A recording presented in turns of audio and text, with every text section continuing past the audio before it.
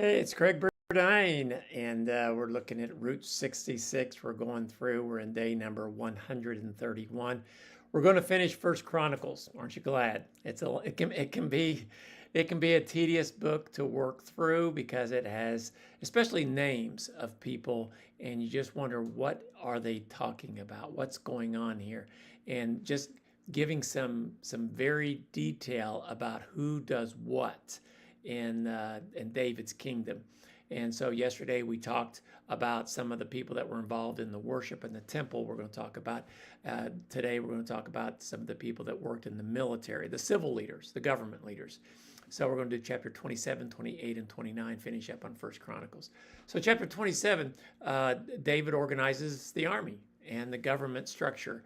He gets it all divided. There's monthly military leaders, there's tribal leaders, there's officials over property, livestock, the royal advisors. This shows that Israel's kingdom was well managed, well organized.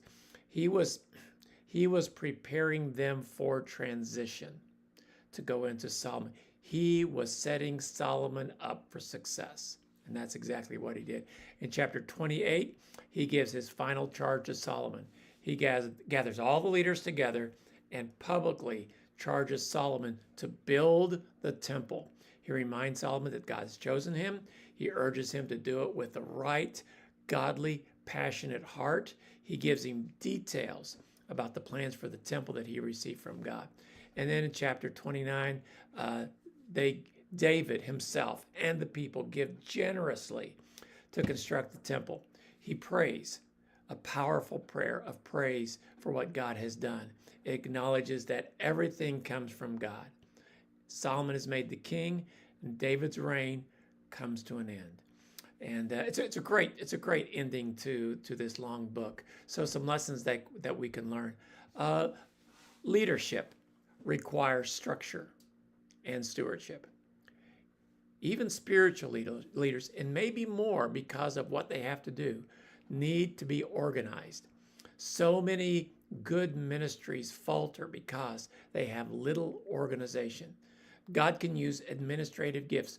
In our church, we've had some wonderful people that have the gift of administration and have helped us organize some things. I don't have that gift, but some people do, and you need them to be able to do the work better. Leadership requires structure, and that's good. Another lesson that we can learn here is when David was passing the baton to Solomon, that transition is so important in anything, in family, in business, in church. Passing the baton of faith is essential. Whether you're a parent, a mentor, or some kind of a leader, need to invest in the next generation.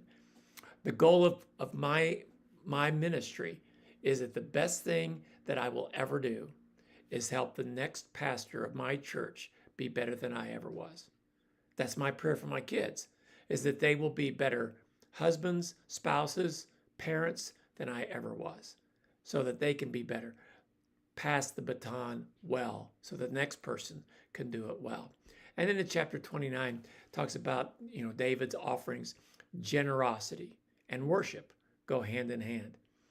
God gives his best, and God gives a lot to us. We need to do the same thing.